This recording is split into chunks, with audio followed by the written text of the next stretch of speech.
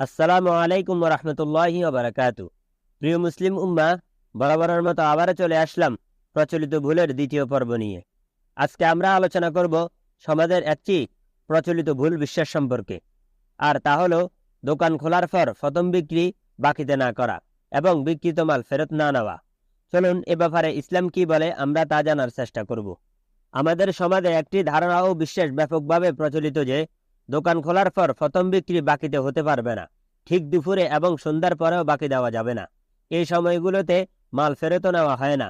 অনেকেই মনে করেন এতে সারাদিন ব্যবসা মন্দ যাবে এবং এটি একটি অলক্ষণীয় বিষয়। মূলত এটি একটি ভুল ধারণা ও ভিত্তিহীন বিশ্বাস এবং একদিক থেকে শরীয়ী নীতিমালার সাথে সাংঘর্ষিকও বটে। কারণ একজন ক্রেতা যদি ঠিকই নগদ মূল্য দিতে অক্ষম হয় এবং তার কাছ থেকে পরবর্তী সময় মূল্য পাওয়ার আশঙ্কা থাকে, তাহলে সেক্ষেত্রে বাকিতে বিক্রি করা বরং নেকির কাজ। কারণ এতে একজন মানুষকে সহযোগিতাও করা হচ্ছে, সাথে সাথে ব্যবসা তো হচ্ছেই।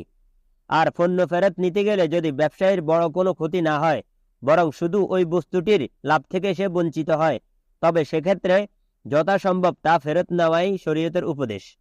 হাদিসে এর জন্য ফজিলতের বাণী উচ্চারিত হয়েছে। রাসূল কারীম সাল্লাল্লাহু আলাইহি ওয়াসাল্লাম ইরশাদ করেছেন, যে ব্যক্তি কোনো লজ্জিত ক্রেতার পণ্য ফেরত নিল, আল্লাহ তাআলা কিয়ামতের দিন তার ত্রুটি ঢেকে রাখবেন। সহিহ ইবনে হিব্বান, হাদিস নং 5036, সুনানে আবু দাউদ, খণ্ড নং 2, পৃষ্ঠা নং 134। সুতরাং দোকান খোলার পর প্রথম বাকি দেওয়াকে এবং পণ্য ফেরত নেওয়াকে অলক্ষণে ভাবা শরীয়ত ও যুক্তি উভয় দৃষ্টিতেই বর্জনীয়। আল্লাহ রাব্বুল আলামিন আমাদের সকলকে সঠিক ইসলাম বুঝার তৌফিক দান করুন। আমিন।